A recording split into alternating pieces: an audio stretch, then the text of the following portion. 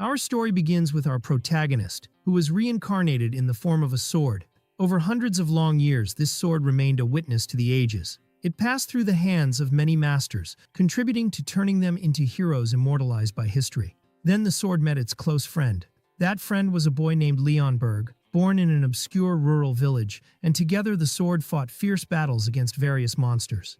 They roamed the world together, fighting side by side. They achieved accomplishments that no one could match.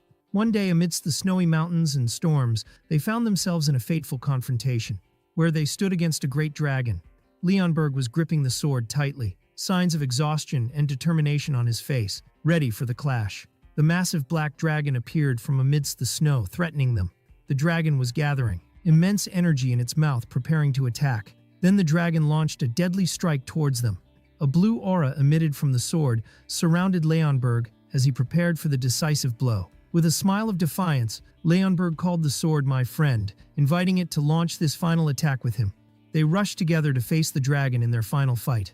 The sword dealt a powerful and direct blow to the dragon. Finally, Leonberg leaped into the air, delivering his finishing strike. And when they together defeated the dragon of the White Frost Mountains, the greatest victory was achieved. His friend Leonberg became the ruler of an entire nation. As for the sword, it gained legendary fame as the Dragon Slayer, and was placed in a position befitting its status. Before his passing, Leonberg entrusted the sword Growhorn to care for his descendants, and so it was passed down through generations. After a long slumber, the sword Growhorn woke up wondering about the cause of this sudden noise. Then it felt someone shaking it violently, so it grew angry, wondering about the identity of this rude person who dared to disturb it. It found a young man with angry features shouting, declaring that he had become the new swordmaster, while the guards called him Prince. One of the knights tried to stop him, explaining that this sword is a sacred relic that only His Majesty the King touches, begging him to return it to its place, but the prince attacked him in return. The sword looked with disdain at this boy, whom it described as a pig, while the prince shouted arrogantly that there was nothing in this country he couldn't touch. In a state of disbelief, the sword decided to use its special authority, appraisal, to check the boy's identity. The appraisal revealed that the boy was Adrian Leonberg, indeed a descendant of its friend, but he was an arrogant, fat, lazy boy lacking any talent, which caused the sword deep disappointment. The sword was incensed at the thought of the sword saint's descendant having such meager abilities, while the fat Prince Adrian struggled to carry the sword, believing that by owning it, neither the king nor the nobles would be able to ignore him anymore. With determination flooding his features, he resolved that no one would ignore him again. In contrast, the sword was mocking him internally, describing him as a ridiculous boy raving with nonsense. Then the prince raised the sword high, calling it the Great Dragon Slayer, and asking it to grant him its power, to which the sword replied with internal contempt, wondering why it would ever lend its power to someone like him.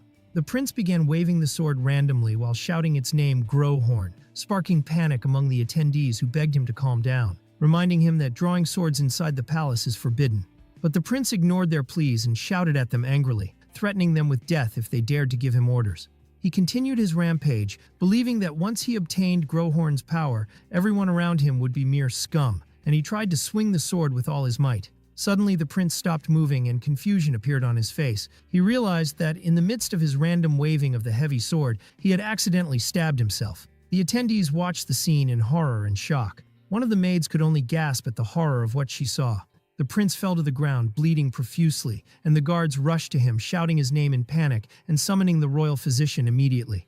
The sword felt puzzled. It realized that the one stabbed was that scoundrel. But strangely, the sword's vision began to fade, and for the first time in its long history, it felt as if it were about to faint. Prince Adrian was someone who inherited nothing of his royal family's talents except arrogance, and he was the greediest in the kingdom despite his lack of abilities. He was known as a stupid, lazy, and violent pig. This was the first prince, Adrian Leonberg. His existence was like a dark cloud casting its shadow over the kingdom's future. But after the incident in which he was stabbed by the sword and nearly died, then woke up, strange rumors began to spread. The palace maids noticed a change in his behavior. He no longer overturned dining tables as he used to, nor did he summon his gang of perverts. They began to speculate that he might have finally felt shame, or that he was hiding in fear, but they expected him to return to his old ways over time. But the person in question, Prince Adrian, was not interested in all these rumors. The horrifying truth was that the sword's consciousness had taken over the prince's body after causing the death of its friend's descendant. While the sword was in shock, one of the servants announced the arrival of His Majesty the King, urging the prince to prepare to receive him. The prince, now with the sword's consciousness, wondered why this old man who didn't bother to visit him on his deathbed was visiting now. One of the maids warned him to watch his words because the court knights were nearby. A dignified white-haired man entered, scolding the prince for his mood that hadn't changed despite surviving death. Then he allowed the maid to leave, saying that His Majesty the King expects nothing from the prince anyway, which made the sword wonder about this man's identity. The man turned to the prince and reminded him of the teacher-student bond between them, asking if he intended to pretend not to know him. So the sword realized this must be that pig's teacher. The prince claimed his memory was hazy and he couldn't remember him well, which struck the teacher with astonishment. At that moment, the king's arrival was announced, and the sword concluded that this was the scoundrel's father. Upon seeing the king, the sword was impressed by his appearance. It had thought the noble lion blood had faded over time, but seeing the king proved otherwise. The king looked at his son coldly, noting that he didn't even greet him, and concluded that the near-death experience hadn't changed anything in him. Then, the teacher hurried to tell the king that the prince's memory was no longer intact, so those present feigned shock, wondering why the royal physician hadn't been informed of this serious fact, and demanded he be summoned immediately to examine the prince. After being summoned, the royal physician examined the prince lying in his bed, then told the king he found no abnormal signs in his body. The doctor explained that the memory loss the prince was suffering from might be a temporary symptom resulting from psychological trauma. The king repeated his words coldly while looking at his son, sparking concern in the sword, who wondered if the king had uncovered its true identity. The king mocked the idea of memory loss, describing it as a very convenient and comfortable excuse. Then he confronted his son with a biting question, asking if his memory loss meant all his past misdeeds were erased, as if they never happened. The king proceeded to scold his son, explaining that making mistakes and learning from them is part of the maturing and growth process. But he added angrily that his son, by forgetting everything, had wasted the opportunity to learn from his past. Since the past was as if it never existed, it meant the prince hadn't taken a single step forward. The king concluded his harsh talk by saying that as long as the situation remained as it was, the prince wouldn't be able to move forward in the future either. While the teacher tried to calm His Majesty, the sword realized the depth of hatred the king harbored for his son. The sword felt it had fallen into real trouble and realized the treatment it would receive wouldn't be that of a prince, but might not even reach the level of a human being. It was overcome with anger, wondering what heinous acts this boy had committed to earn such hatred from his father, before its thoughts were interrupted by a woman calling him Ian. The queen appeared and hugged him tightly, expressing her understanding of his confusion and reassuring him that his memory would soon return. The queen downplayed the importance of the past, but she tightened her hug in a way that almost choked him. Then she held his full face tenderly, lamenting the thinness of his beautiful face, which made the sword wonder in shock. What thinness she was talking about. Despite that, the queen smiled with sincere happiness at his awakening and returned to them. She warned him against touching that dangerous thing again, referring to the sword that caused the accident, expressing her intense fear that he might never have woken up. She shuddered just imagining it, while the sword felt sorry internally, admitting to itself that her son was already dead. Her attention and care were a heavy burden on it, and after bidding him farewell in hopes of visiting again, she left as night fell. The sword sighed with relief after her departure.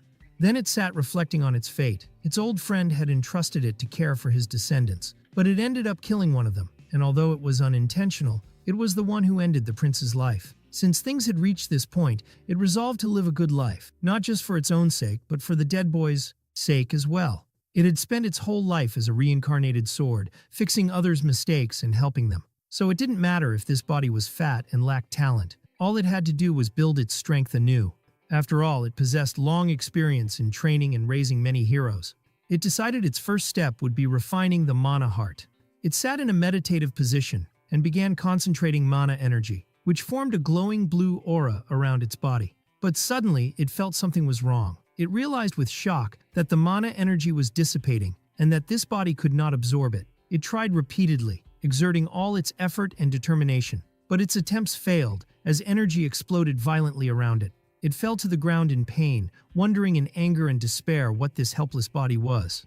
Screaming in despair and pain, it wondered about the defect in this incapable body. In a moment of desperation, it wished it had its original body. Normally, it would have dealt with such a weak physical structure by forcing the mana in.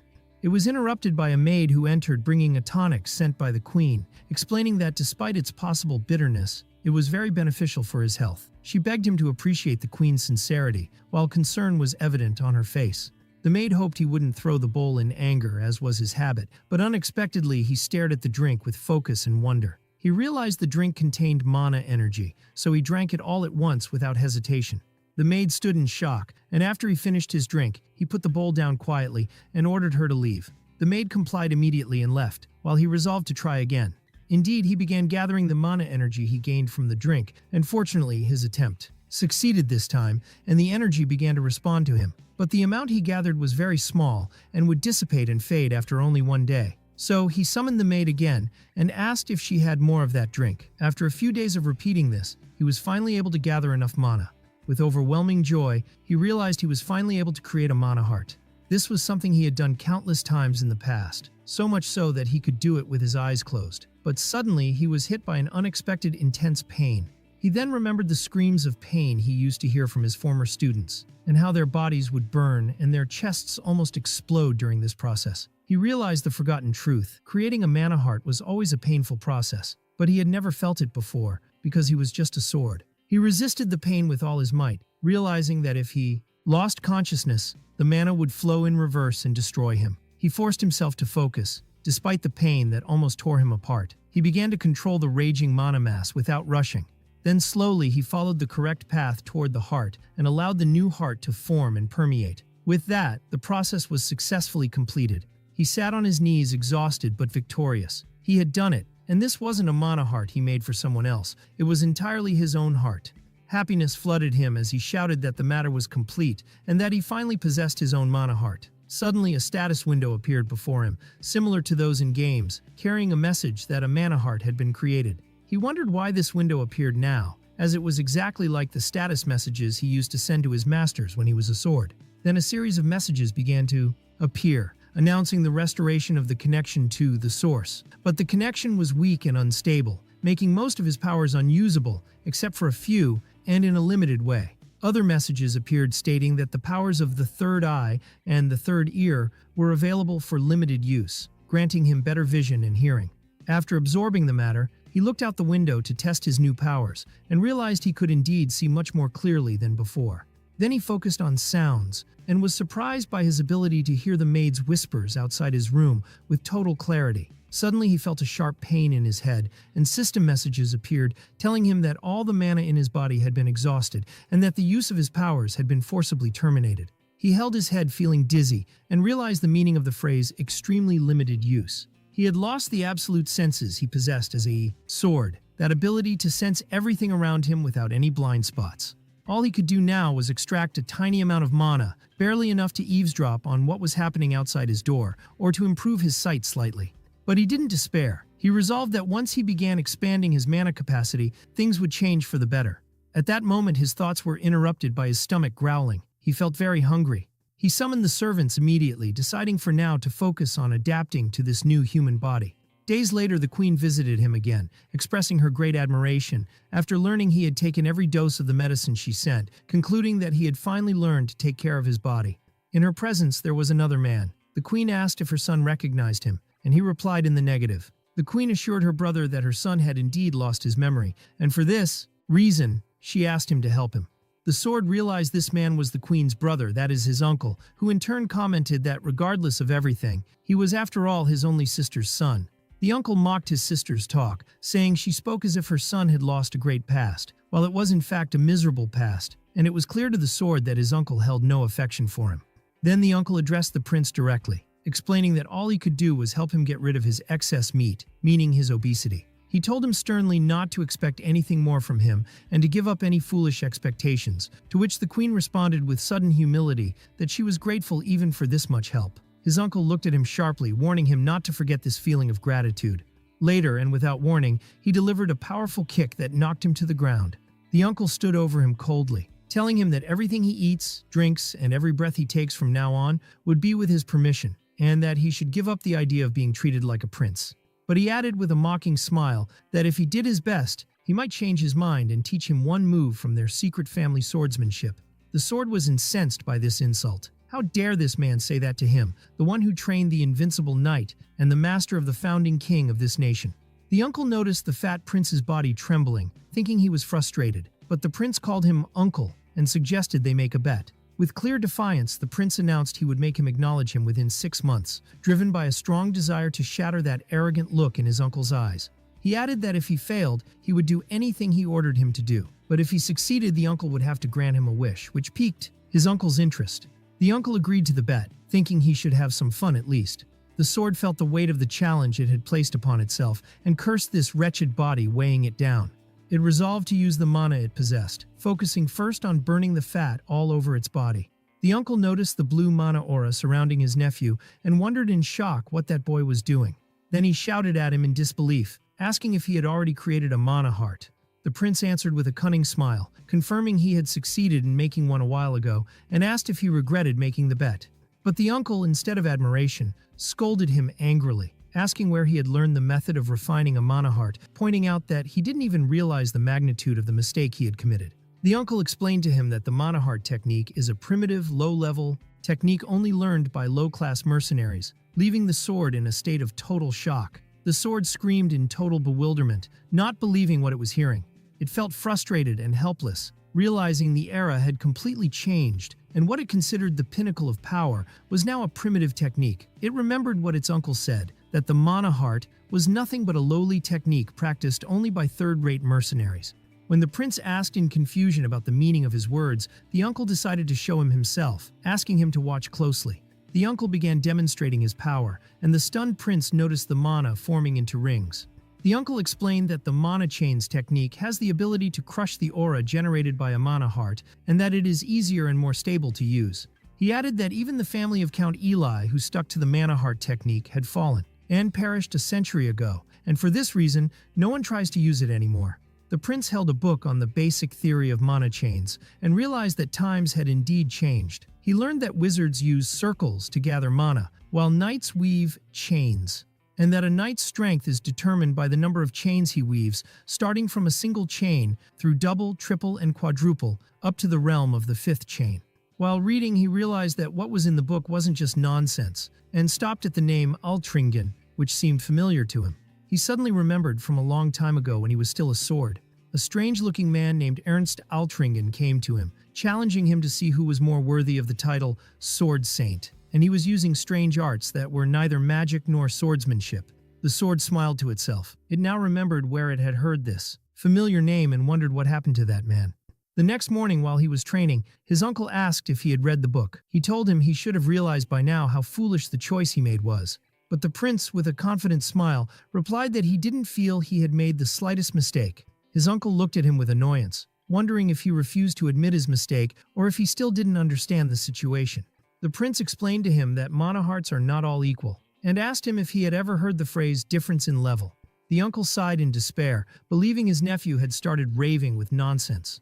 Then he told him that every now and then, someone appears among mercenaries who deludes themselves into thinking they are heroes from centuries ago. He explained to him that the fate of all these was failure and ruin, as they couldn't even exceed the level of 2 chains. Then he challenged him, saying that if he was different from them, he should try to defeat a knight with 2 chains. He promised that if he succeeded, he would become his guardian as his mother wanted, which made the prince wonder mockingly if having his uncle as a guardian was really a good thing. The uncle felt insulted by the prince's questioning of his qualifications. A powerful aura surrounded him as he declared he was a count of the kingdom and commander of the Northern Army, master of the Black Spears, and one of the 5 silver lions, serving His Majesty the King. A knight who had woven 4 rings, meaning a 4th-rank knight. He revealed his full name, Bill Ballarhard, the man who might one day become a support for him. After showing his qualifications, he asked the prince defiantly if those titles were enough to prove his worth. At that moment, the knights intervened to stop him, and one of them ordered him to stay away from the prince. A confident smile formed on the prince's face, and he warned his uncle not to go back on his word later, to which the other responded with a similarly cunning smile. Shortly after, the grueling training had taken its toll on him, as he collapsed on the ground, gasping from exhaustion, his uncle declaring the end of today's training. The prince leaned against a table, barely catching his breath, feeling he was on the verge of death from the intensity of the effort. In the midst of his exhaustion, the mocking phantom of his uncle appeared in his imagination, scolding him for the absurdity of challenging him with such weak determination, assuring him he would be lucky to defeat a knight with 1 chain, let alone one with 2 chains. He walked through the palace hallways, describing his uncle internally as a demonic scoundrel, before a voice calling him stopped him, announcing he had been waiting for him. This person was the royal physician, who expressed his gratitude for the prince remembering him despite his humble position. When the prince inquired about the reason for his presence, the physician explained that the queen had ordered him to provide healing magic to him. As soon as the physician began preparing the green healing energy, the prince shouted, rejecting the matter strongly. Then he pushed the physician forcefully out of his room, asserting that he didn't need such treatment. The prince stood angry, considering that this treatment would make all his suffering and hard training that day go in vain, while his personal knight looked at him in silence. The scene was interrupted by the voice of a young man calling his brother, announcing his arrival. It was the third prince, who stood with a confident smile while Prince Adrian was eating. Adrian wondered about the visitor's identity, so his knight whispered to him that it was the third prince, Jillian. Jillian addressed his brother mockingly, noting he had heard about the incident he suffered but seemed in better shape than expected, expressing his disappointment at that. Adrian replied coldly, wondering about his purpose, and if he had only come to cause trouble for lack of busyness. Jillian's eyes gleamed with anger as he thought of the irony of the situation, then told him he had heard an interesting rumor. He mentioned the bet he made with Count Balerhard and his challenge to duel a knight with 2 chains. Then he leaned toward him, offering to be his opponent in that duel.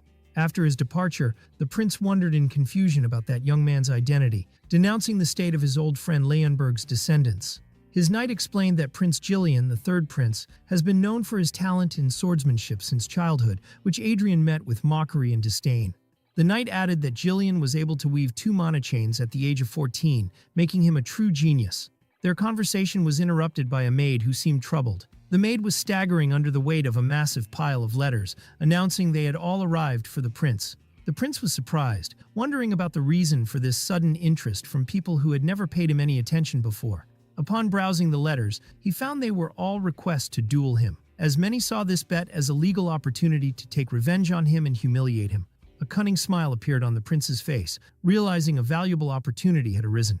Then he summoned the maid and calmly ordered her to write down the names of everyone who sent him a letter, intending to exploit this situation to his advantage. In the training yard, his uncle threw a wooden sword on the ground and ordered him to pick it up. He explained that he must be taught some basics of swordsmanship so that the bet between them would be valid, as he didn't want to hear hollow excuses about his loss later due to ignorance of the basics. The prince bent down to pick up the sword, grumbling internally about his uncle's personality, who could have simply handed him the sword, and suddenly felt a sharp pain piercing him. He screamed in pain from his exhausted muscles, but his uncle suddenly stopped him as if he realized something. His uncle touched his shoulder, inquiring in astonishment if he hadn't received healing magic. The prince replied that, as a knight, he should be aware of the consequences of that. He explained to him that using healing magic returns exhausted muscles to their original state only, without allowing them to grow and develop, which his uncle supported in silence.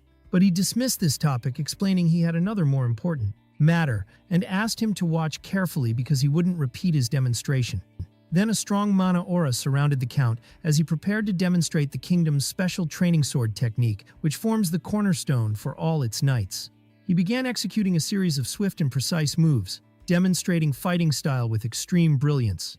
The prince watched the amazing demonstration in shock, as the powerful sword movements left marks on the ground around him.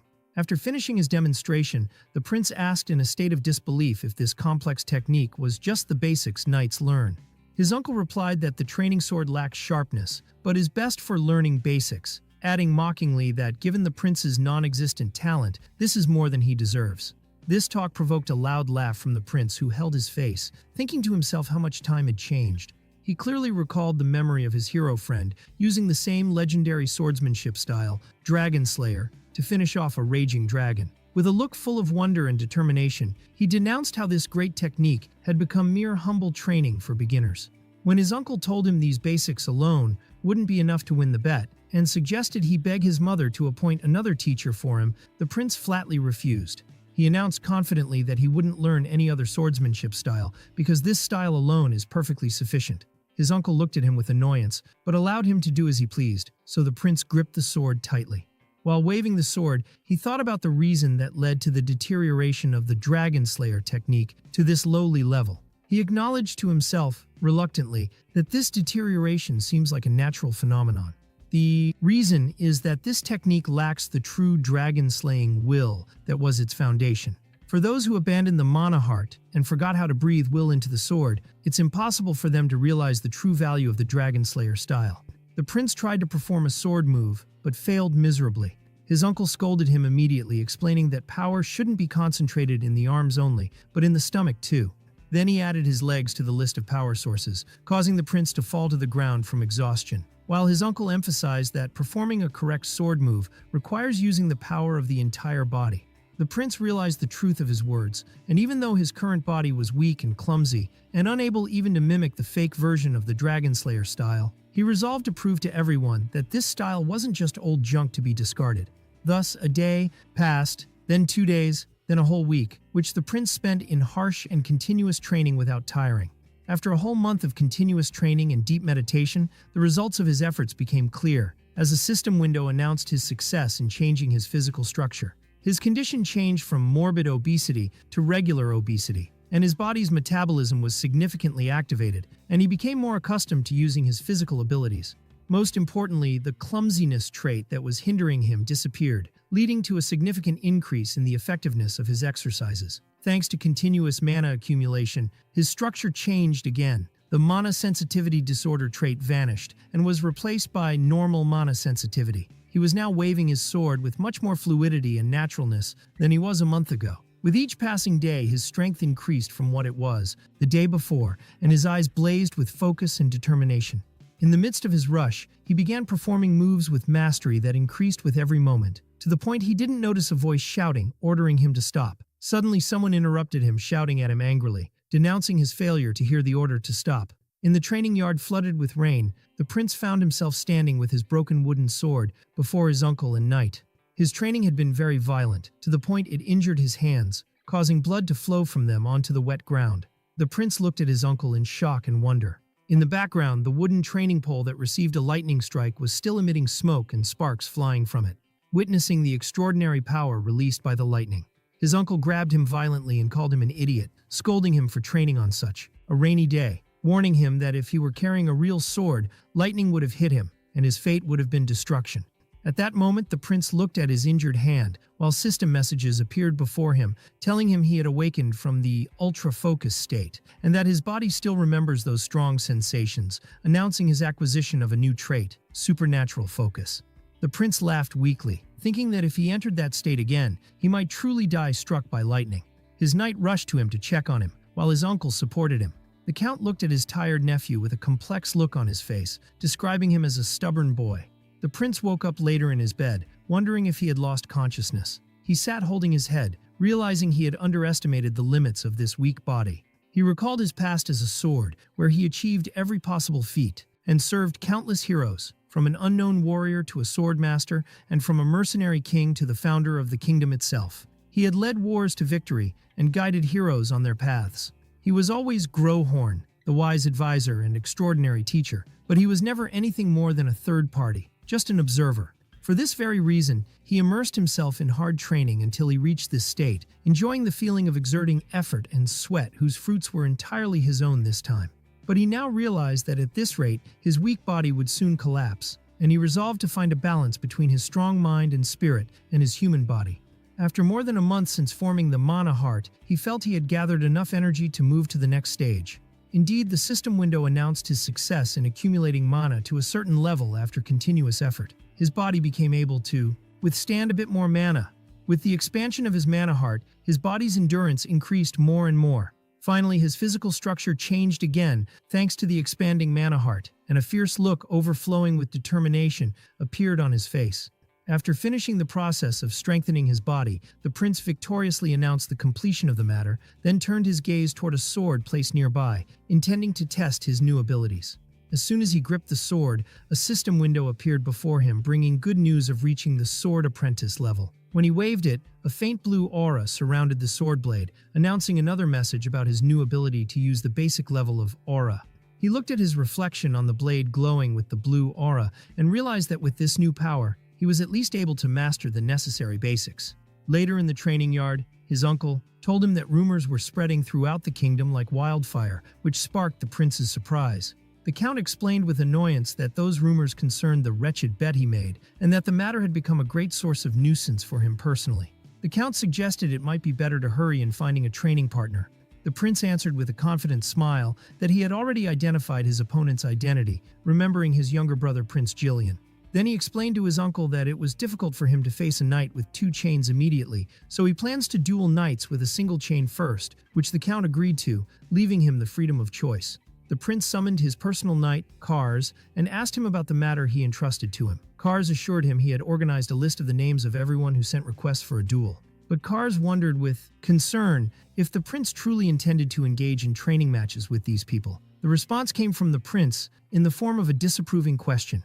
The knight explained that most of these people harbor a grudge against the prince, and that the harm they might try to inflict on him under the guise of a duel is unpredictable. The prince replied with a calm smile that he is well aware of that, and for this reason specifically, he will need his uncle's presence to be the referee in those matches. Then he added, while carrying his sword confidently, that he doesn't ask for anything big, only to ensure no one dies during the matches, wondering if his uncle could do that at least. A few days later, the time for the first duel came. A young man headed to the first prince's palace, thinking with contempt about the place where that scum resides. This young man was Taylor Tailheim, the second son of a baron family, he recalled. With bitterness and unforgettable insult, his father and older brother suffered at the hands of the prince a few years ago at a royal banquet, where the prince mocked them, calling them peasants, causing shame to their family honor, and making them a laughingstock for other nobles until this day. Taylor carried in his heart an overwhelming desire for revenge against Adrian Leonberg. When he arrived, Taylor gave the formal greeting to the prince, determined to make him pay the price for his deed that day. Then he introduced himself again as a trainee knight with 1 chain, following his family's special swordsmanship style. The prince received his greeting with indifference, wondering about the reason for all this formality in an informal training match, then commented mockingly that Taylor seems far too weak to be a knight. These words sparked Taylor's anger, who confirmed the truth of the rumors about the prince's insolence and arrogance. But before his anger exploded, a firm voice stopped him. It was Count Ballarhard, who told Taylor he understands his feelings, but he must restrain himself because the duel hasn't started yet. Suddenly, Taylor realized he was standing before the legendary Count Ballarhard, so he bowed before him with deep respect, expressing that meeting him is the honor of a lifetime, to which the Count replied simply. The prince commented sarcastically that one might think his uncle is the prince here, so the Count replied that he should have improved his behavior in the past, so the prince asked him to stop bringing up the past on every occasion. The Count ignored their talk and ordered both combatants to take their positions, announcing the official start of the match. The 2 opponents stood face to face. Then Taylor activated his blue aura and rushed toward the prince, warning him to be careful before jumping into the air to deliver his strike, while the prince stood steady in his place, preparing to block the attack that seemed violent. The prince, with a confident smile, noticed the abundance of unnecessary movements in his opponent's attack, then managed to parry the powerful blow with surprising ease. Taylor was struck with bewilderment, wondering in shock if this power was truly emanating from a mana heart, while the force of the parry pushed him backward. As he stumbled back, he couldn't comprehend how a mana heart could repel a mana chain, something that was supposed to be impossible. But the prince told him that it might be because his chain was merely a single ring. The prince commented with a mocking smile that he felt nothing more than a slight sting, increasing Taylor's shock and astonishment. The observing knights, including Kars, noticed a strange sound coming from the sword, but Count Ballarhard immediately realized what was happening, staring with extreme seriousness as he recognized the rare phenomenon known as the sword's cry. Taylor couldn't believe what was happening and shouted that it was impossible, then rushed again toward the prince in a desperate attack. The 2 swords clashed in a series of violent strikes, and the prince began to feel the pressure of the continuous assault. Taylor let out an angry cry as he launched a barrage of swift attacks, forcing the prince to retreat to defend himself. The violent clash led to a burst of light that pushed them away from each other, leaving Taylor standing breathless from exhaustion.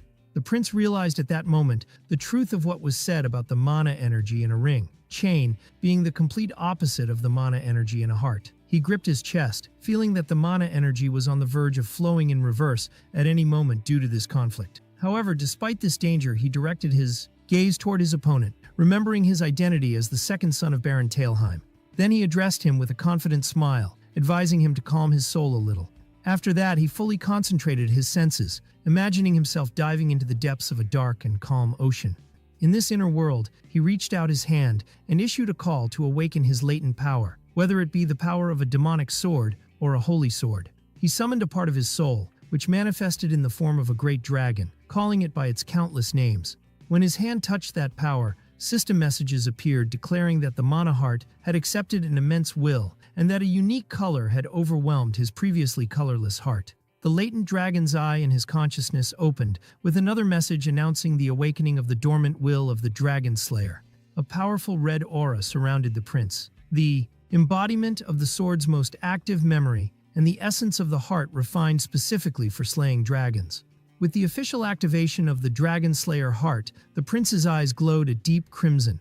The red dragon aura completely enveloped him, revealing the true power of the Dragon Slayer sword. Another message announced that the energy emitted from the Dragon Slayer heart had merged with the sword made for a single purpose, to eliminate dragons. While Taylor watched the scene in terror, Taylor wondered in panic about the nature of that terrifying power, and at that moment, Count Balarhard shouted at the top of his lungs, ordering them both to stop immediately. But the prince, with his glowing eyes and ominous aura, was preparing to deliver his strike. The count repeated his panicked shout, trying to stop what was about to happen.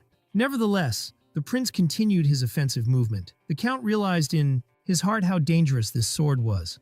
The count recalled his conversation with the prince before the start of the duel, where the prince had one request. If at any moment it appeared he was about to kill his opponent, then his uncle must stop him. Returning to the present, the count released his powerful blue aura and intervened at the last moment. The count's power collided with the prince's devastating strike, leading to the prince's defeat and sending him flying back from the force of the impact. After the energy of the clash cleared, the count stood firm while the prince was collapsed on the ground amidst the rubble of the wall he hit. The Royal Guard knights rushed to intervene, and one of them shouted, denouncing Count Balarhard's action and asking what he was doing, warning him that attacking a member of the royal family is a crime punishable by law. But the prince stopped them with a strained voice, admitting that he was the one who asked him to do so, which sparked the astonishment of his personal knight. However, he added as he wiped blood from his mouth that he didn't ask him to throw him to the ground with such force, before collapsing onto the ground unconscious. Later, the prince found himself examining his energy heart, realizing with shock that his mana heart had almost shattered from the force of the blow. He acknowledged that his uncle's strength was at a completely different level than a mere knight with one chain, and although he took the hit directly, he felt relieved that there were no permanent side effects. He smiled to himself, considering that things went well in the end, and that he had won the duel, before his uncle's voice interrupted him, asking for the reason behind that smile. The prince was surprised by his visit, but the count initiated with a firm question about what he was thinking, then scolded him angrily for using that corrupt and ominous sword, asserting that he never taught him such a technique. The prince replied calmly that he remained faithful to the essence of the blade. This response provoked the count's internal mockery, as he considered that anyone talking about the essence of the blade had never seen a real fight. Despite that, the count realized that this essence the prince spoke of was killing intent, and although it was a crude and disturbing style, he acknowledged it as one of the many truths in the world of combat. The prince was surprised by this unexpected response. He thought his uncle would start preaching about sword mastery, but the count smiled slightly. He explained to him that he is not a knight, but a soldier who follows a path that is not necessarily righteous, but a path that leads to victory. However, he warned the prince that his sword is excessively powerful, and if bloodlust grows too great, it blinds friend and foe alike. The prince responded cleverly that this was the reason for all this commotion, to fix this flaw. The count accepted the challenge, declaring that he would watch to see whether the prince would be devoured by his inner demon or not. After 3 days of training duels, the prince addressed his opponent Taylor Talheim again. He praised his efforts over the past days. Taylor had to endure a blade charged with unrestrained killing intent for 3 consecutive days, which was true suffering. Then the prince mocked him gently, noting that it must be frustrating that he couldn't achieve his desire to defeat him even once, which Taylor denied in confusion. Then the prince asked a maid to bring an ornate box. He presented it to Taylor, explaining that he heard he committed an unforgivable mistake in the past, and although he didn't know if this would compensate for it, he asked him to take the box to Baron Talheim as a token of apology, explaining that it contained nothing but a teddy bear and a letter. Then he dismissed him, wishing him a safe journey, while Taylor stood holding the box in silence. The prince thought that he was not obligated to fix the mess of the mad prince, but he believes in the necessity of paying a fair price to whoever does a job, which is what he was doing with Taylor, who shouted from afar, thanking him. The prince's training duels became the talk of the kingdom, as everyone expected that his arrogance would dig his own grave, and that he would pay the price for his past actions. Many were wondering how much humiliation he would be subjected to. But days passed without the scandal everyone expected appearing, which sparked the bewilderment of people who began asking about the result of the duels. Instead, the prince's former opponents began defending him, explaining that the matter was just a misunderstanding and that the prince is not as bad as rumors claim. Rather, they were able to understand his true intentions during their honorable matches with him. These developments sparked the bewilderment and astonishment of the nobles, who believed the royal palace had intervened to silence the prince's opponents by force. But this news reached the prince, who struck his fist on a table angrily, rejecting the idea of his opponents being silenced in such a humiliating way. He went out shouting in everyone's faces that his opponents only remained silent out of their extreme embarrassment at being defeated by him.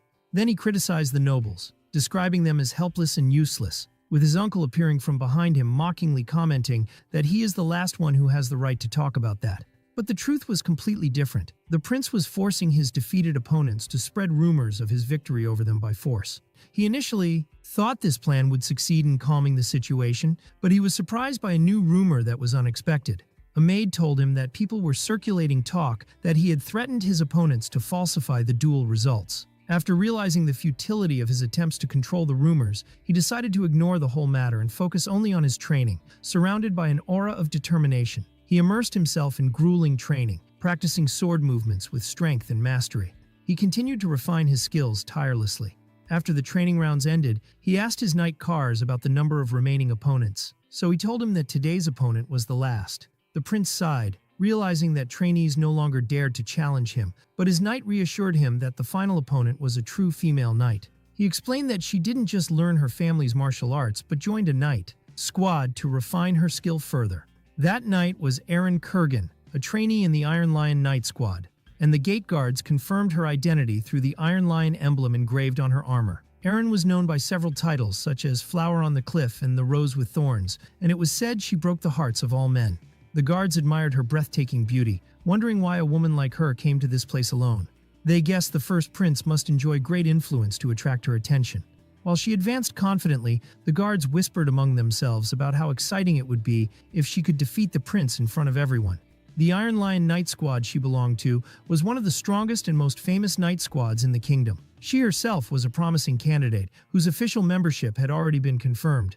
The prince wondered why a knight with such talent sought to duel him. His knight informed him of a slight misunderstanding that happened in the past between him and her, which made the prince assume his past self had started a fight with her. So he summoned one of the maids and asked her what he had done in the past. She answered hesitantly that he had insulted Erin, making the prince hold his head angry at the stupidity of his past version. He remembered a glimpse of the past, where the previous prince approached Erin with a smirk, offering her to become his personal maid.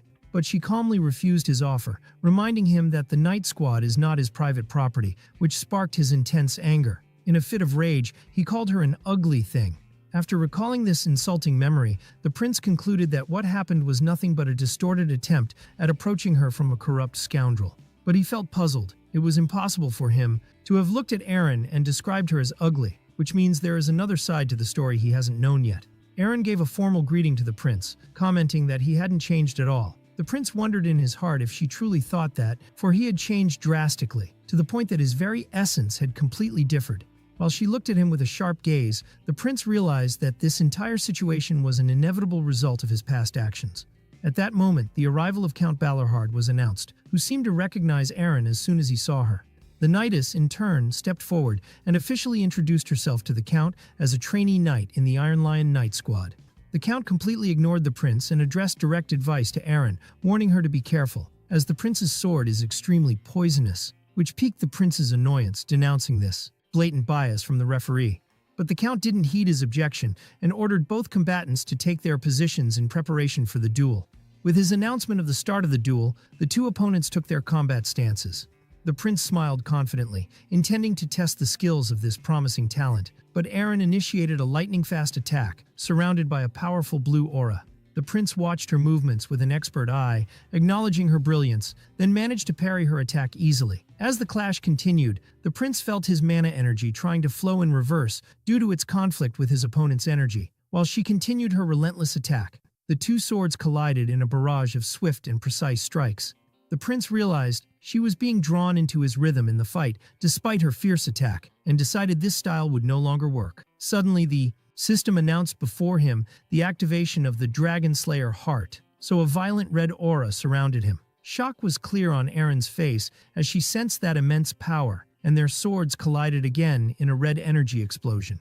The force of the strike led to Aaron retreating backward as she tried to regain her balance with difficulty. She wondered in astonishment about the nature of this sword, while the prince thought that single-chain opponents are not all at the same level, and that she is completely different from the scum he faced before. But suddenly his eye glowed, and a system message appeared, telling him that he was now able to use authority of judgment in a limited way.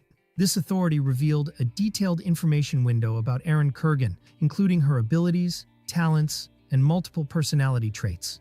The prince spat on the ground, realizing the significance of his ability to see this information with his limited authority. It meant his opponent was either weaker than him or equal to him in strength. Based on this conclusion, the prince announced that the real duel starts now and rushed toward her with all his might. The fierce fighting between them continued until evening fell, and exhaustion was clear on them as they caught their breaths with difficulty. The count intervened at that moment, announcing the end of the duel for today, to be resumed tomorrow. The prince expressed his displeasure, claiming he was about to settle the matter, to which Aaron replied coldly that she was about to do the same. The two exchanged defiant looks, expressing their desire to continue the fight, but the count shouted at them, ordering them to stop. He told them that it was already late and ordered both of them to go receive treatment immediately. The royal physician hurried to provide first aid to the prince and treat his bruises using healing magic. Another healer went to treat Aaron, who stood silent, while the prince watched her from afar. As she was leaving the arena with the sunset, Aaron resolved in her heart that she would never allow herself to be defeated. The intense duel between the prince and Aaron continued into the third day without any signs of settlement on the horizon, which sparked the astonishment of the observing knights. They were aware of Aaron's exceptional skill, but they were surprised by the first prince's ability to match her with no less brilliance, expressing their hope that this day would witness the end of the duel. Before resuming the fight, the prince stopped his opponent with a smile, announcing that he had something to say first. Aaron thought he intended to apologize at this inappropriate time, so she firmly announced she would not accept any apology. The prince explained that he understands her desire to reclaim her wounded pride with her own strength, but his purpose was different.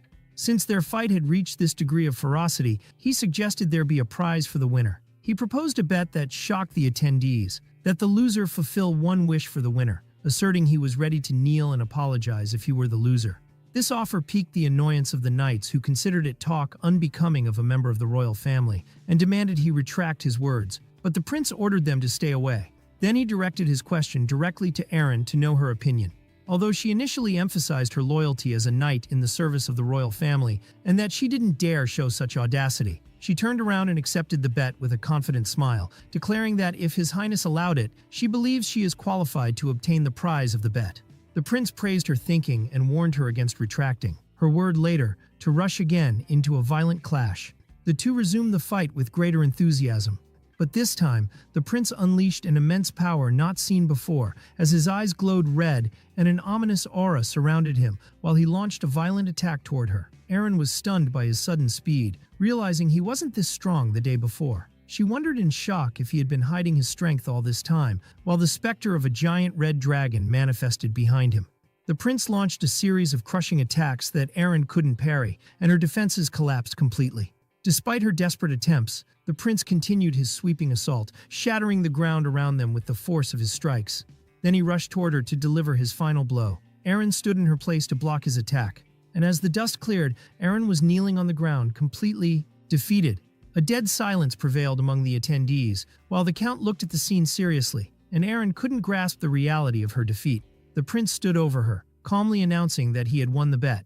Then he disclosed his prize with a confident smile, stating that he wants her, which left Aaron in a state of absolute shock. In another context, the knight Kars was reflecting on his new position as an escort knight to the infamous first prince, and found that the task, contrary to what he feared, was not difficult at all. He recalled in his memory his first meeting with the prince, where the latter welcomed him coldly.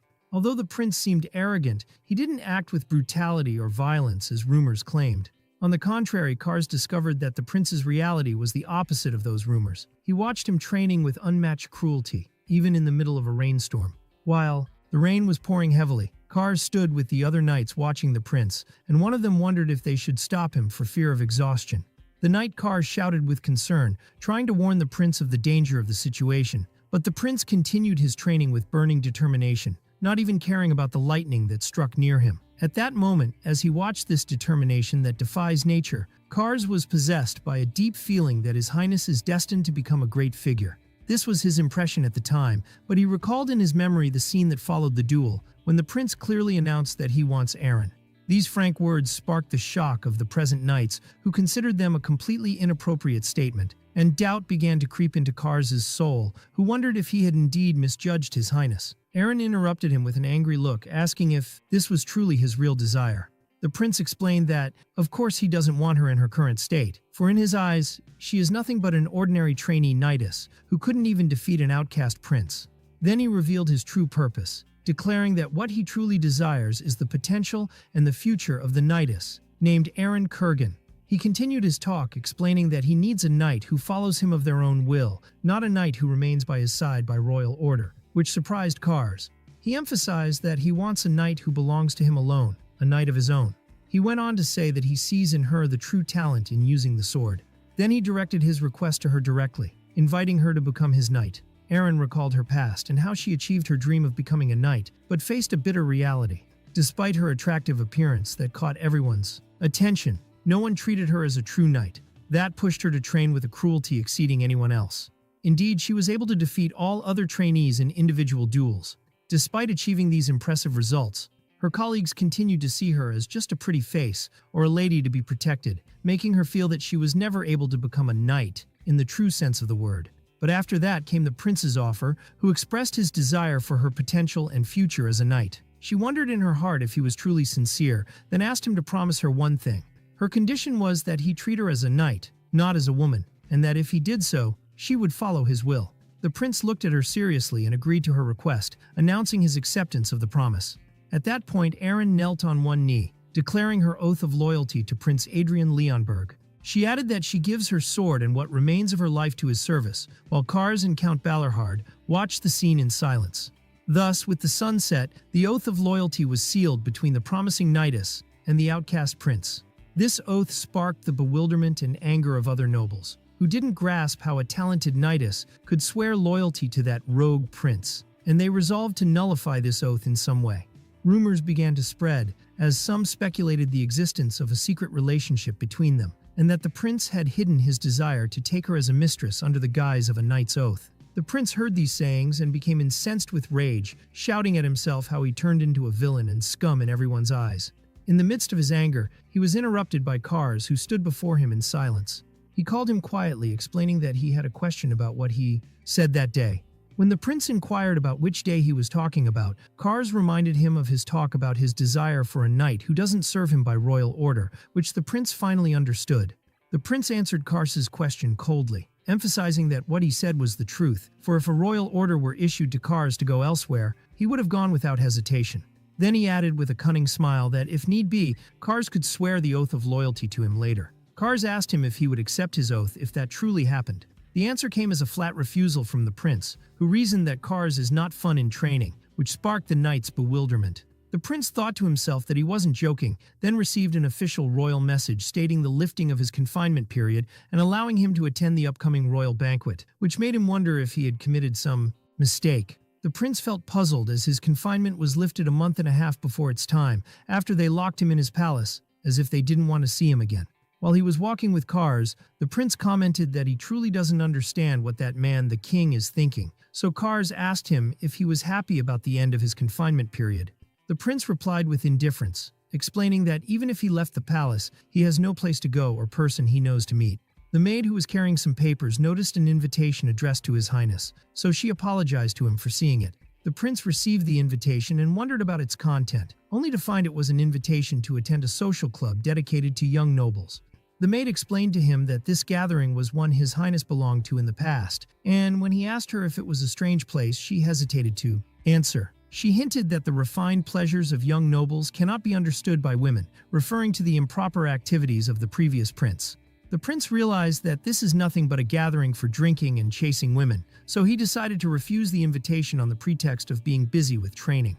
But he stopped suddenly when he noticed the sender's name on the invitation, Bernardo of the Eli family. The prince remembered this name immediately. His uncle had told him that the Eli family is that family that stubbornly stuck to the Monaharts technique and fell about a century ago. The prince changed his mind immediately and decided to attend the meeting and ordered the maid to start preparations. He looked at the invitation again, expressing his hope that that family wouldn't be in a very miserable state. After 4 months had passed since his reincarnation into the body of the first prince, which he spent in hard training and weight loss, the prince summoned a tailor to design new clothes for him.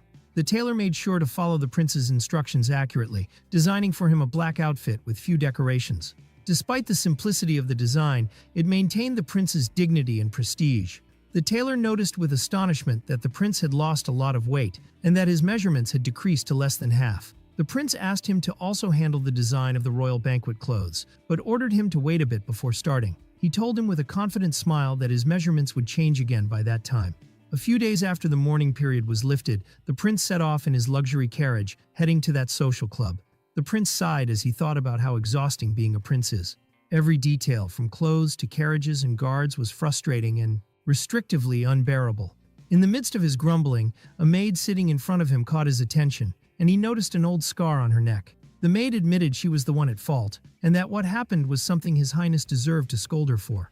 The prince realized that this body he inhabits continues to create distorted urban legends about his past, as he recalled in his mind the image of the previous prince acting with arrogance and childishness. Suddenly he realized that despite seeing this maid for several months, he still didn't know her name.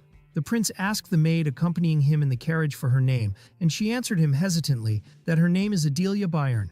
The name Bayern sparked the prince's astonishment. He remembered that this family is barely mentioned in noble records, and he never expected to hear this name again in such a situation. He recalled in his memory the distant past, when there were no kingdoms or even cities, and weak humans were easy prey for other races on the continent, constantly killed and looted.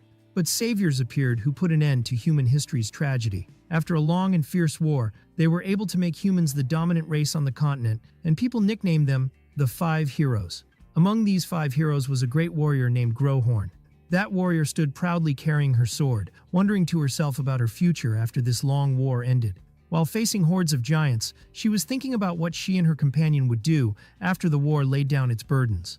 Then she rushed with boldness and courage to face one of the massive giants in a decisive battle. She was able to cut off the head of Ida, the king of the giants, to thus end their long history of looting and aggression. This heroine was known by the title Iron-Blooded Sword, Marchioness, and her real name was Agnes Bayern, standing victoriously over the body of the defeated king. Agnes looked at the remnants of the giant army with extreme contempt. She shouted in their faces angrily, describing them as scoundrels who think of nothing but theft and looting. She continued to express her indignation at their actions and savage nature. That memory faded from the prince's mind, who felt disgusted by that raw hatred his ears touched, as if just thinking about the matter pollutes his hearing. Then he looked again at the maid Adelia, wondering in bewilderment how a descendant of the great heroine Agnes Bayern ended up in this miserable state. At that moment, his thoughts were interrupted by his knight's voice, announcing their arrival at their destination, while the prince was still immersed in his reflections. The prince commented on the appropriate timing, then dismounted from the carriage and told Adelia he wanted to speak with her later, which left her in a state of anxiety and astonishment. Upon his arrival, a young man with white hair welcomed him with extreme enthusiasm, calling him by the title, Your Highness the Prince. The young man introduced himself as Bernardo of the Eli family, expressing his respect for Prince Adrian Leonberg and asking about his well-being. Bernardo expressed his overwhelming happiness at the prince's safety, while the prince thought to himself that this descendant of the Eli family seems like nothing but a reckless and degenerate youth. Bernardo noticed the prince seemed frail, wondering about the amount of suffering he went through. But the prince met him with a cunning smile that confused Bernardo for a moment. Bernardo asked with concern if the prince still felt sick, but the prince denied it, asserting he was happy to have come. Then the prince placed his hand on Bernardo's shoulder, telling him, with a confident smile, that thanks to him, this day would be very fun, which left Bernardo puzzled. Inside the social club, the scene was noisy, as young nobles immersed themselves in amusement with women and exchanging talk loudly.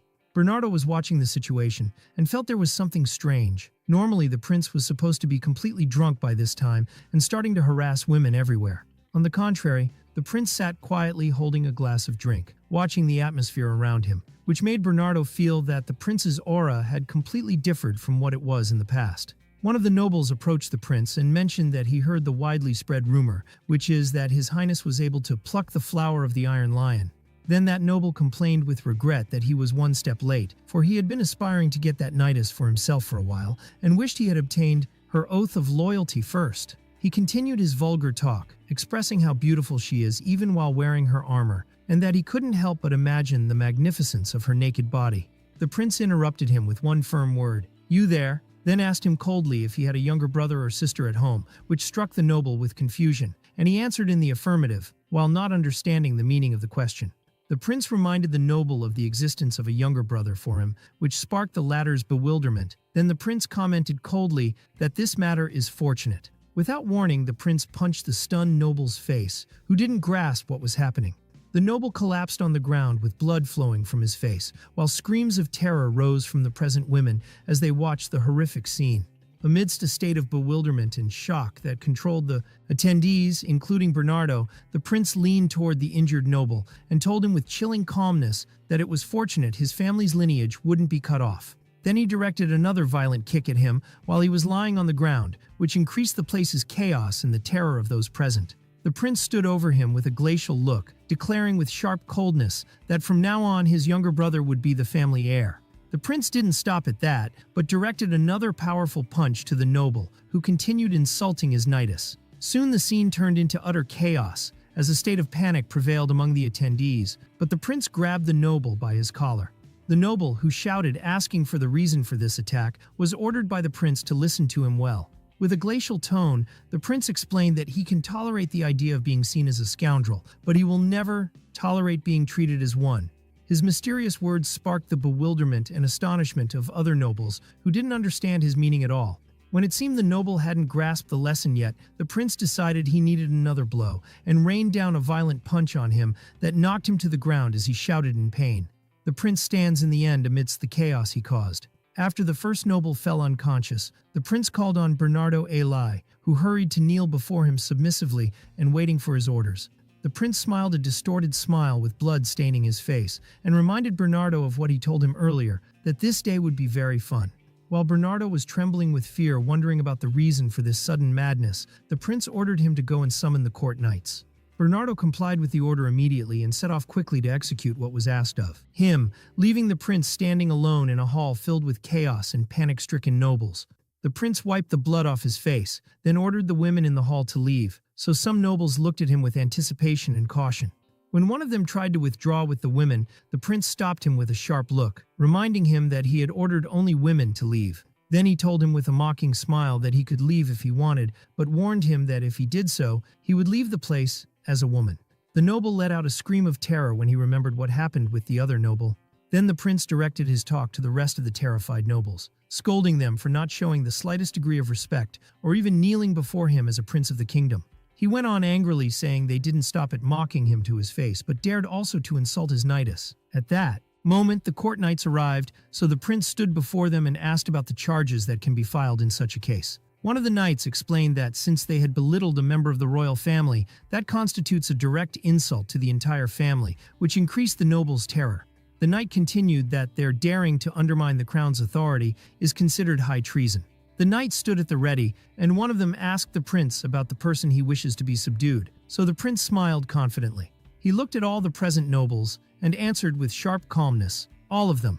Later the king summoned his son to the throne room and commented coldly that he had caused a great stir immediately after his suspension period ended. Then the king scolded him angrily, explaining that 14 young men from noble families had been taken away, and that his son had directed every possible charge at them, from insulting the royal family to high treason. The king asked his son if he realized the magnitude of his deed, and acknowledged that, given the summons of royal authority, these nobles must be punished severely. But he warned that the reaction of 14 noble families cannot be ignored. The prince smiled mockingly and asked his father if he was worried about the reaction, then explained to him that these young men are outcasts, even within their families.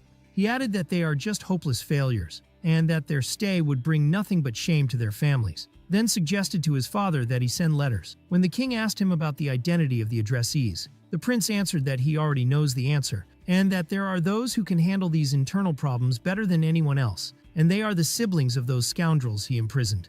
After finishing his talk, the king ordered everyone to leave, so the prince went out thinking of his victory, commenting to himself mockingly if his father had been completely silenced. Later, he was reassuring Adelia with a broad smile, asserting there was no need for tension, and that he didn't intend to harm anyone. Adelia broke down in tears, wondering in fear what she had done to deserve this, while the prince realized in his heart that his previous self must have tormented her greatly. The prince reflected on her condition. Her family was barely mentioned in the noble records, so much so that the ruling dynasty didn't even know the name Bayern to begin with. Their glorious history had been erased, and their incomparable martial arts had been severed. Their great strength and towering pride had vanished without a trace, but before his eyes, an information window appeared revealing the data of Adelia Bayern, who possesses first-class talent in swordsmanship and high mana sensitivity, in addition to contradictory traits such as butcher, war lover, weak-minded, nurturing, and submissive nature. The prince was deeply shocked, wondering about the meaning of these strange and contradictory traits. The butcher trait means she loses her mind at the sight of blood, while war lover makes her a woman obsessed with fighting, but at the same time she was weak-minded, meaning soft-hearted. Nurturing makes her a specialist in caring for others, and submissive nature gives her a follower and passive personality. The prince held his head in confusion and concern. She possesses unparalleled talent, but she lacks any trait that could control her madness, and he wondered if it was truly right to unleash this madness upon the world. Despite his confusion, he decided that he must at least try, for in the end, she is a first-class talent that cannot be ignored. He realized there was a coincidence that served his plan. He found a trait he could exploit, which is submissive nature, which makes its possessor find overwhelming happiness in serving a master to whom they dedicate all their loyalty. Accordingly, he turned to Adelia Bayern and ordered her to swear an oath of loyalty to him. Shock appeared on Adelia's face, who replied that she didn't quite understand his meaning. The prince explained to her that his request meant she would become his knight, and insisted that she swear to that immediately. Adelia collapsed to her knees, begging him that this matter was greater than her ability to bear. The prince reminded her that she was the one who described her family as worthless, then offered that he himself would take responsibility for her family. In return, she must swear loyalty to him and serve him as her master, while thinking to himself that if she couldn't control her madness, he would take it upon himself to restrain her. Adelia asked hesitantly if he would truly keep his promise and take responsibility for her family, and his response came in the affirmative, without hesitation. Then he gave her an additional offer that he would summon her family to the capital so she could see them whenever she wished. So her face lit up with hope, and she agreed enthusiastically. At that point, Adelia knelt and announced her oath of loyalty as the eldest daughter of the Bayern family to Prince Adrian Leonberg. Completing her oath that she would serve him and dedicate herself to him as her master for the rest of her life, the prince placed his hand on her head, expressing his acceptance. He finally ordered her that from now on, she must obey his orders without any question, and she confirmed her compliance to him. Happiness appeared on Adelia's face, while the prince wondered in his heart if he had made the right decision. But soon rumors began to spread that the first prince had returned to his old ways, and that he was forcing knights to swear loyalty to him through despicable schemes. The rumors added that he only summons the sons of high-ranking nobles to beat them and throw them into the dungeon. The latest rumor was that he appointed a maid who had never touched a sword in her life as his direct knight, leading everyone to conclude that he was trying to build his own private harem under the guise of direct knights. These sayings reached the ears of the prince, who wondered with anger and denunciation since when everyone had become this interested in his affairs. He emphasized to his knight Kars that he had only appointed one direct knightess, and yet everyone hadn't stopped talking about the matter since the early morning. The prince imagined the reaction of his father, the king, who must be on the verge of a migraine while trying to fix the disasters he caused, while his son indulges in amusement with women, and his uncle, the count, who described him as a pathetic fool, wondering if he had completely abandoned their bet, and his younger brother, who commented mockingly that appointing a maid as a knight is something that suits him perfectly. The prince was overcome by a feeling of exhaustion, wondering in bewilderment about the reason for the rumors spreading with this insane speed. But as soon as one of the maids interrupted him to announce the queen's arrival, he exploded in anger, expressing his deep resentment toward this unwanted visit.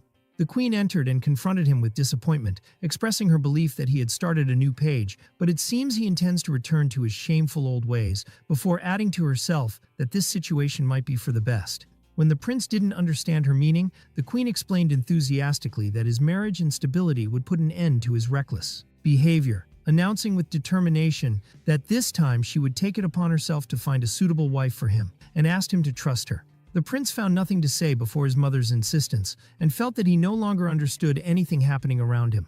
Later, Adelia was sitting before him, and she asked him if her possession of the Oath of Loyalty meant she would now possess what is called mana, so the prince confirmed that to her, explaining that she would possess a very special type of it. While gathering blue mana energy between his hands, he explained that the world had completely forgotten the Sword Queen, but he emphasized that he had forgotten nothing. not the traces she left behind, nor the way the sword used to dance between her fingertips, nor even the sound of her heart that used to beat with heroism and courage. Then he transferred that energy to Adelia, and system messages appeared, announcing the discovery of mana within her, the success of the mana implantation process, and its stabilization within her body. With a flash in her eyes, another message announced the successful creation of a mana heart, while Adelia stared at the golden aura surrounding her in a state of awe, wondering if this was truly mana. The prince told her that what she just went through was the method of refining the mana heart, and ordered her to practice it whenever she had the chance. But suddenly the prince leaned forward, feeling exhausted. Adelia rushed to him with concern, asking if he was all right, while the prince thought in shock how he could reach this state of exhaustion just from forming one mana heart.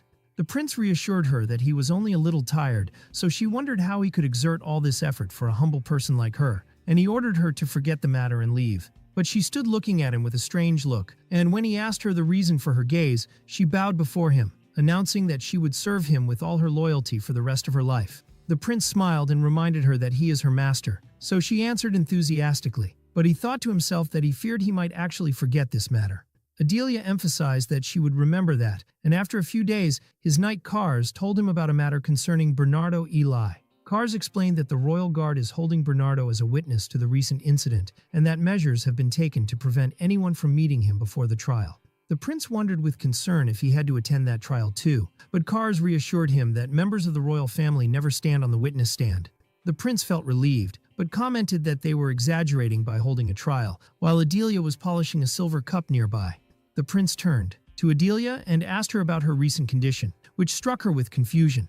He explained that he was asking about her mana heart, and if it had stabilized now, and she confirmed that to him. At that point, he told her that from this day forward, she would join him in his training, and ordered her to change her clothes and meet him at the training ground. Then he added that she must set aside the piece of cloth she was cleaning with, for she has now become a knight. In the training ground, while the prince was doing warm-up exercises, a voice interrupted him asking what he was doing. It was his uncle, who explained to him that he didn't mean him, but meant that girl, referring to Adelia, who was running in the arena wearing armor. The prince asked him if he hadn't heard the rumors, and told him that he was making a knight out of her, sparking the anger of his uncle, who scolded him, asking if knights looked this much like a joke in his eyes. The count continued his scolding, denouncing how he could act this recklessly at such a time, so the prince exploded in anger, asking for the reason for his interference in his affairs. He added that if he hated the matter that much, why did he even bother coming here? And at that moment, Adelia arrived gasping, announcing that she had finished the 10 laps. Adelia apologized to the prince while kneeling on her knees, expressing her regret for being the cause of the quarrel with his uncle, but he reassured her that the matter did not call for regret, then handed her a wooden sword. With a confident smile, he told her that today he would teach her some basic swordsmanship stances. Then he demonstrated a powerful and swift sword movement, surrounded by a blue aura, explaining to her that she must first take the correct stance and then swing the sword in the same way. He asked her to try for herself, so Adelia grabbed the wooden sword while gasping from exhaustion and asked hesitantly if she should do it like this, and at that moment, her eyes gleamed with a green spark. In an amazing way, she executed the movement with perfect mastery, releasing a powerful blue aura that led to the ground cracking under her feet, while the count stood watching the scene in extreme shock. The prince was also stunned, not believing that she managed to master the movement just by watching it once. So Adelia asked him innocently if her stance was correct, and he ordered her to wait for a moment while he tried to absorb what happened. Terror possessed the prince as he thought that if he neglected her for a moment, she would inevitably surpass him. He remembered that the submissive nature trait she possesses is submission to the strong and not respect for the weak, and that he was already worried about the effect of his previous personality that tormented her, so he feared that if she surpassed him, her loyalty might turn against him. His thoughts were interrupted by his uncle's voice, who commented with admiration on the magnitude of the talent she possesses. The prince immediately grabbed his uncle's arm, asking him what he was doing, then warned him against having any thoughts about her. The count smiled mockingly, wondering what someone like the prince could offer a girl with this talent. He continued his insult, describing him as a beginner who hadn't held a sword for more than a few months, and asserting to him that he cannot handle her immense potential. The prince thought to himself that his old friend possessed enough prestige to make this scoundrel back away trembling immediately. But he acknowledged that he is not that man. Then he resolved in himself that if he couldn't handle her, no one else would be able to do so, because he is the king of giants and the dragon of light and the one who drank from the blood of countless beings. He is the magic sword Growhorn. And at that moment, a system message appeared announcing the revelation of a part of his soul based on his will. A powerful red aura surrounded him, and he directed a searing look toward his uncle and told him that she belongs to him. Then he stood before his uncle and ordered him not to look at her and not to even covet her. He truly hated someone trying to take what belongs to him. Suddenly, he felt his sense of reality beginning to fade. He was overwhelmed by a feeling of coldness and darkness, as if drowning in the depths of a lifeless ocean. He wondered if this was a sign that his weak body would not bear this power. He imagined himself falling toward the essence of his demonic sword, realizing that at this rate, his soul would be devoured by his demonic sword, Growhorn. He felt this was the end, and saw himself standing on the edge of the abyss before a raging fiery monster imprisoned in an inner world. But he managed to regain control and reached out his hand toward a small being emerging from that chaos to begin taming his latent power. While returning to his consciousness, his uncle told him that an ordinary knight can save the lives of 10 soldiers. But with a voice full of enthusiasm, his uncle shouted that a distinguished knight can save the lives of 100 soldiers. The Count continued his talk with enthusiasm, explaining that a girl with this talent might be able to save the lives of 1,000 soldiers, or perhaps more, while the prince watched him wondering in his heart if this was just personal conviction from his uncle or part of a larger plan. This was the supreme goal of the Northern Border Commander, the man who rules and defends the North. But the prince interrupted his thoughts coldly, announcing his flat refusal of the idea, which piqued the Count's annoyance, who exploded in anger, asserting they could save countless lives through her. Adelia intervened at that moment, announcing with dignity and steadfastness that her body and soul already belonged to His Highness the Prince, and that she cannot obey the Count's orders. The Count stood silent in a state of bewilderment, while an information window appeared before the prince explaining that Adelia's submissive personality forces her to be loyal to the Supreme Being, and the prince smiled a slight victory smile, realizing his efforts were not in vain. Then he turned to his uncle coldly and reminded him that his goal from the beginning was just to lose weight, and asked mockingly if his uncle had anything to teach him anymore. He gave him a final warning, explaining that if he wanted to continue visiting the palace, he must not interfere in his affairs again. The Count found no choice but to comply and nodded, his head agreeing reluctantly. Despite that, the Count continued to visit the palace to watch Adelia's training from afar. The prince found special pleasure in watching his uncle's pride shatter little by little, realizing he couldn't do anything as long as he was prevented from interfering. One day while Adelia was training, her wooden sword suddenly glowed with a golden aura that sparked her surprise. Both the Count and the prince were shocked. The Count immediately realized the nature of that phenomenon, while the prince wondered in disbelief if she had already mastered sword resonance. The prince clapped enthusiastically, encouraging her, but thought to himself that her speed in learning might make her surpass him soon, while happiness appeared on Adelia's face. His uncle approached him asking if he was the one who taught her the Manhwa technique too, so the prince answered in the affirmative, denouncing his objection. The Count exploded in anger, scolding him, asking wasn't it enough that he alone learned such petty tricks. The prince ordered him to leave immediately, but the Count insisted that she possessed potential beyond imagination, and that the prince had ruined everything. The prince ordered his night cars to take his uncle out, but the Count announced that he would leave by himself. After she left, Adelia asked the prince with concern if the techniques she learned were truly just petty tricks. The prince strongly denied it, and when she asked him about the reason for the Count saying that, he replied calmly that his uncle simply doesn't know the truth. In this era, everyone has completely forgotten the truth and power of the original Manhwa. The prince added that if they hadn't forgotten, they wouldn't have abandoned it, as if it were an old worn-out shoe. Then he reassured Adelia that she would soon discover the true power of the Manhwa. After a period of intensive training, the prince was refining his skills in the training grounds surrounded by a blue aura. His uncle returned again, so the prince commented mockingly that he thought he would never return, so the Count challenged him to prove his worth. The Count announced that he would use only one mana ring, and that if the prince could force him to step back half a step, he would acknowledge him. So the prince gripped his sword, wondering about the details of the bet.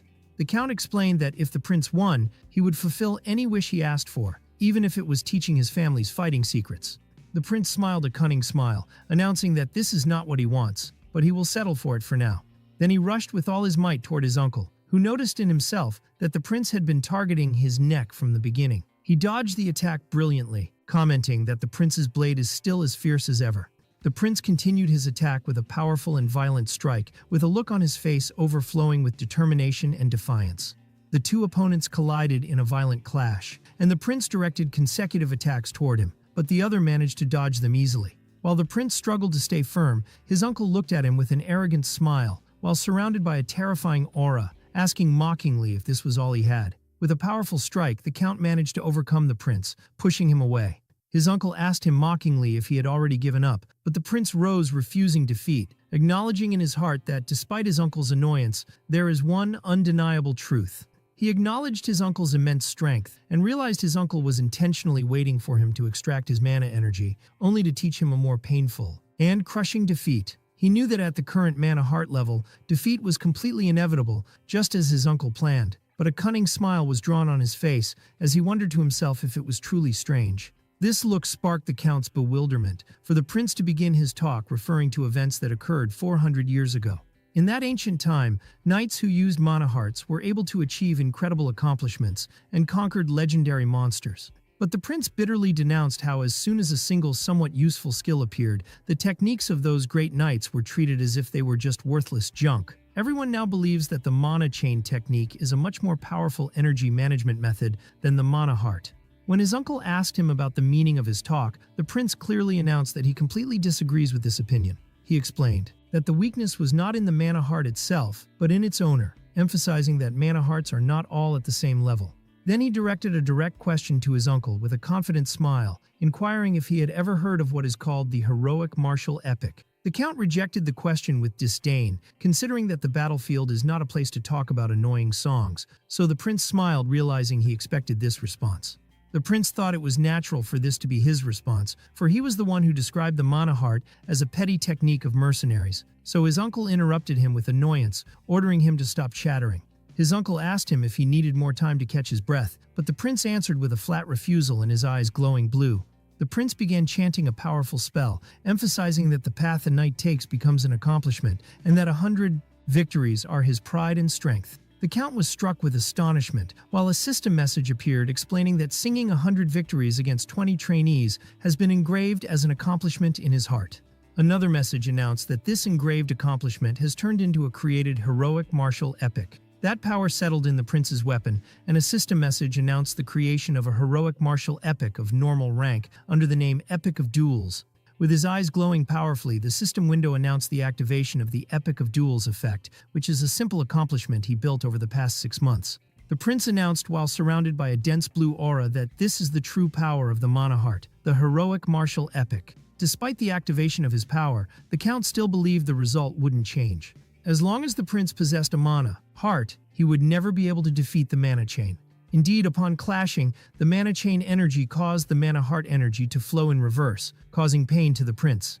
The count noticed that the prince is good at bearing pain ignorantly, but the prince continued fighting strongly. However, to obtain this epic, the prince had fought more than 100 matches and received the reverse chain energy more than 1,000 times.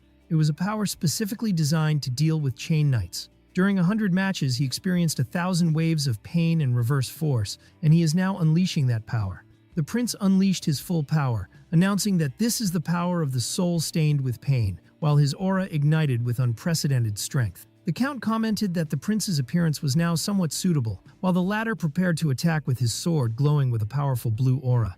The two swords collided strongly, but the count parried the attack easily and asked him mockingly if this was all in his bag. The violent clash continued, as the prince showed clear superiority in strength, forcing the count to retreat under the weight of the strikes. Despite his superiority, he realized the count had held out for a surprisingly long time. The prince stood gasping while regaining his balance, then reminded his uncle of what he said earlier. He told him that mana hearts are not all similar, which the count met by describing him as arrogant. The count resumed his attack fiercely, forcing the prince to take a purely defensive stance. The force of the clash led to a massive energy explosion. The count stood in the midst of the rising smoke, announcing the end of these games and praising the prince's steadfastness, which was sufficient and excellent until that moment. He added that he would praise him while the prince was kneeling on his knees, realizing in his heart that a martial epic of normal rank was not sufficient at all. Then he went on talking about the past, explaining that the knights of ancient times 400 years ago had committed a fatal mistake, which is that they didn't leave any enemies for their descendants to face after they had eliminated all threats. They initially passed down everything as it was, from sword techniques to the 6 heartbeats and the shining heroic martial epics. But time erases the greatest accomplishments and makes them forgotten over time. So songs about dragons they never saw and about a king of giants they never heard of became just ridiculous legends that no mind believes. Of course, new heroic martial epics were created, but they were at best based on accomplishments like defeating 10 knights or overcoming 100 soldiers. They were heroic epics based on humans fighting humans and with enemies who couldn't become legends or heroes. No one was able to overcome the new mystery. The prince explained that with the mana chain technique, one can never reach transcendence or cross boundaries. His uncle mocked him, wondering if he had drunk wine in broad daylight, expressing his lack of understanding of what he's been saying for a while. The prince looked at him with disdain, describing him in himself as an arrogant and foolish knight. He announced that everyone must know the magnitude of the great thing they lost, and that if they don't know, he will take it upon himself to teach them. He will teach them how to split dragon scales that no precious sword could penetrate, and how to drink from that hot blood. And while he was reciting the dragon-slaying epic, a system message appeared before him. The message warned him that his current abilities couldn't bear the burden of the epic, and his body began to bleed from the immense pressure. Therefore, multiple parts of the epic were deleted, so he could only sing one verse, half of what the full epic should have been. Then he unleashed that limited power, as he recited with a voice full of determination, "Split the dragon scales." The two swords collided in a massive explosion of red and blue energy, and the Count wondered in shock about the nature of this power. He felt his energy being completely devoured and realized that at this rate he would be swallowed, for the scene to end with a massive energy explosion that destroyed part of the training ground. After the dust of the explosion cleared, the prince fell to the ground strongly, pushing his guards to scream his name in terror while the Count stood in the midst of the smoke. The prince rose facing his uncle, reminding him of his promise to use only one mana ring. The Count had unleashed his full 4 rings, and yet he couldn't prevent his wooden sword from splitting into 2 halves. The prince stood victoriously, pointing to the truth that was supposed to be absolute, which is that hard energy is inferior to chain energy. Then he clearly announced that Count Bill Ballarhard had lost the match.